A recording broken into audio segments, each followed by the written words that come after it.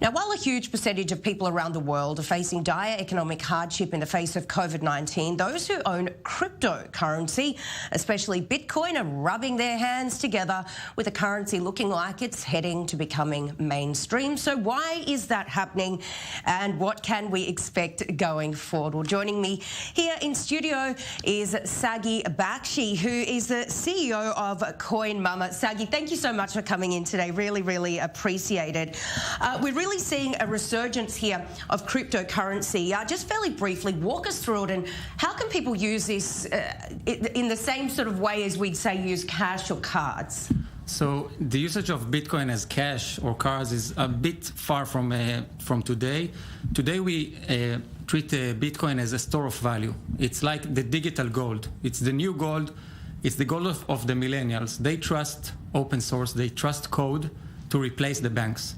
Now, in these days, especially in the financial turbulence that we see in the past 4 months, no one trusts the government. No one trusts the banks, and people are feeling a bit scared with the currency of their country. I'm talking about a lot of countries. When you see a lot of money printing, like the Federal Reserve is now printing trillions of dollars, so they prefer to trust something that is clear, something that is well known, which is transparent code. It's a new technology, so you want to be part of this, like imagine the internet in 1995. So can we expect this to keep going up in the face of coronavirus? For me, it's just the beginning. You know, it's a technological trend.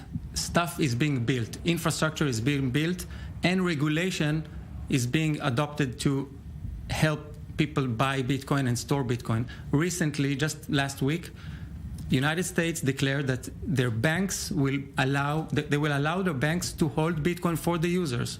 This is tremendous. I mean, this is something that we didn't even expect as great news for us. It certainly is. And tell us, if, say, someone like myself or someone at home thinks now after hearing you, all right, I want to go out and buy some Bitcoin, which one should they be looking at, or rather cryptocurrency? So Bitcoin is the only currency that is absolutely decentralized, meaning there is no CEO of Bitcoin, there is no entity behind. It doesn't make any profit for someone behind the scene.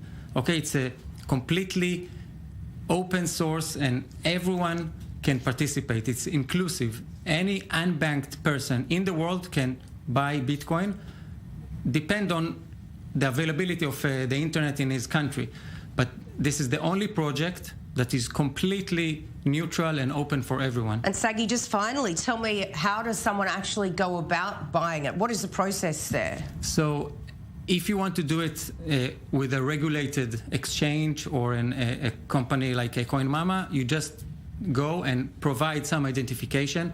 We do it like we have to identify the person to avoid any tricks. So we identify the user, and you just go and pay with credit card, with a bank transfer. It's quite easy, and allow you to participate in this revolution, financial revolution. Well, it certainly is very interesting, Sagi, and it's coming at a very important time for a lot of people. Thank you so much for coming on today. Thank you, really Sarah. appreciate it. Thank you, Sarah. Thanks.